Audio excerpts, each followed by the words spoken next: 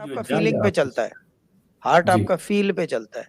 और फीलिंग भी ये नहीं है कि the feeling of touch, no, जी, और द फीलिंग ऑफ टेस्ट और स्मेल नहीं, ये हवा से खमसा से हट के the feeling of hmm, pain आता है, ये hmm, the feeling of love आता है, ये यहाँ से चलता है। ये भी हुँ, सोच की क्रिएटेड चीज है, जो हार्ट जो है उसको हुँ, कॉरेस्पॉन्ड करता है कि यार दिल चाह रहा है मेरा। वालदा को देखा, एक मोहब्बत जाग गई है ना, मोहब्बत, वालदा को देख के एक लव जागता है ना आपको, हुँ, ये चीज है।